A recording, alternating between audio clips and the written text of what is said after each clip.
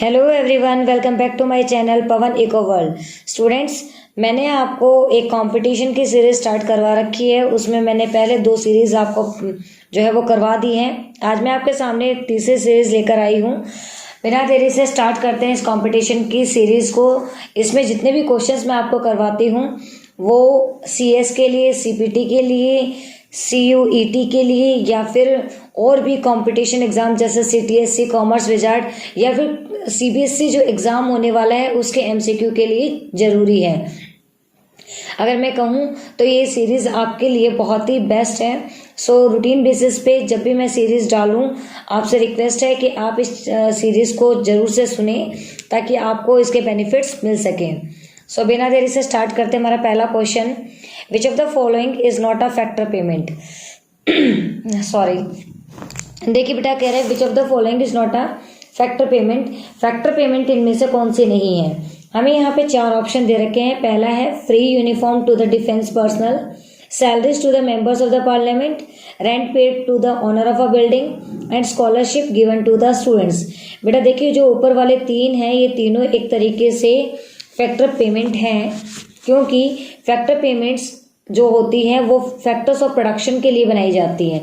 तो ये पहले वाले जो 3 हैं ये तीनों फैक्टर्स ऑफ प्रोडक्शन के पार्ट हैं, इसलिए इनको फैक्टर पेमेंट में इंक्लूड करेंगे। बट स्कॉलरशिप जो है वो फैक्टर पेमेंट नहीं है, ये एक तरीके से ट्रांसफर पेमेंट है जो कि यूनिलेटरल होती है, वन साइडेड होती है, इसलिए हम इसे जो फैक्टर पेमेंट है उसमें इंक्लूड नहीं करेंगे। तो इसका जो आंसर जाएगा वो होगा ऑप्शन नंबर 4। चलते हैं क्वेश्चन नंबर 2 की तरफ। Who coin the term macro. Macro जो टर्म है या माइक्रो जो टर्म है 1933 में उसको किसने अलग किया था या उसकी ब्रांचेस किसने बनाई थी। क्वेश्चन हमारा, who coin the term macro and micro in 1933 to denote the 2 branches of economic theory. Adam Smith ने या पॉल ए सैमुएल्सन ने या प्रोफेसर रॉबिन्स ने या रेगनार फ्रिश ने।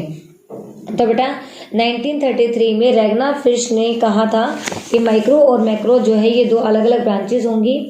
1930 से अगर पहले मैं बात करूँ तो इकोनॉमिक्स जो है वो अलग नहीं होती थी, जबकि 1933 के अंदर इसे 2 ब्रांचेस के अंदर डिवाइड कर दिया। पहली है माइक्रो और दूसरी है मैक्रो।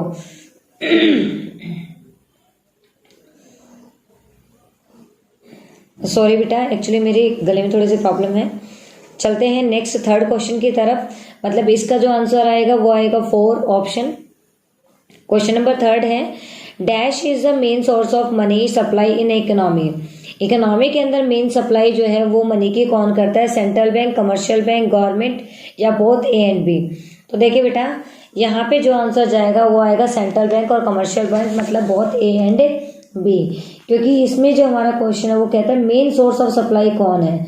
तो देखिए, main source of money supply in India is in the form of bank deposit and cash.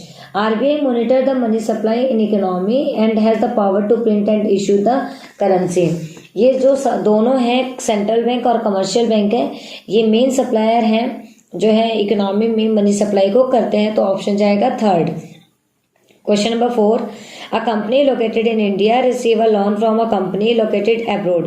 कोई कंपनी हमारी इंडिया में है वो रिसीव करती है लोन जो कि हमारी जो कंपनी लोकेट है अब्रोड में। How is the transaction recorded in the India's balance payment account. बेटा ये आएगी credit side of capital account. इसमें अलग अलग ऑप्शन दे रखे हैं बट इसका आंसर जाएगा 3rd। अब ये क्रेडिट साइड में जो है वो क्यों जाएगी, इसका एक सीधा सीधा आंसर है, it is an inflow of money in Indian economy. ये क्या दिखा रहा है, इनफ्लो को दिखा रहा है इंडियन इकोनॉमी में, और जो इनफ्लो को दिखाता है वो credit side of capital account के अंदर आता है। Question number 5, which of the following statement is true. इनमें से कौन सी स्टेटमेंट सही है। The existence of oligopoly requires the few firm are able to gain the significant market power but can't prevent other smaller competitor for entering the market.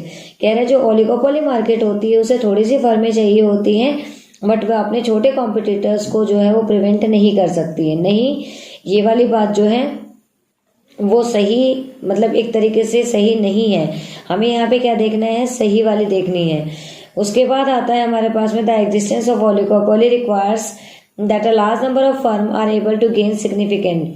फर्में जो है large number पे नहीं होती, लार्ज स्केल पे होती है। तो ये तो वैसे ही गलत हो जाता है। The existence of oligopoly requires that few firm are able to gain significant power market power preventing other smaller competitor from entering the market. ये वाली बिल्कुल ठीक है क्योंकि उनके पास पावर होती है।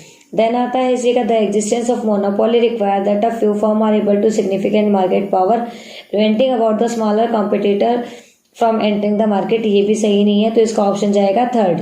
Question number 6, a situation when AS equal to AD.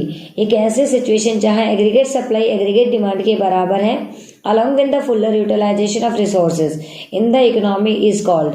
तो ऐसी चीज को क्या बोला जाएगा बेटा? जब भी AS इक्वल टू AD आ जाए it is a equilibrium stage. मतलब हम यहाँ पे क्या बोलेंगे, ना तो एक्सेस डिमांड है ना एक्सेस सप्लाई है, तो इसका सी ऑप्शन जो है वो सही जाएगा, इक्विलिब्रियम विदाउट एक्सेस कैपेसिटी।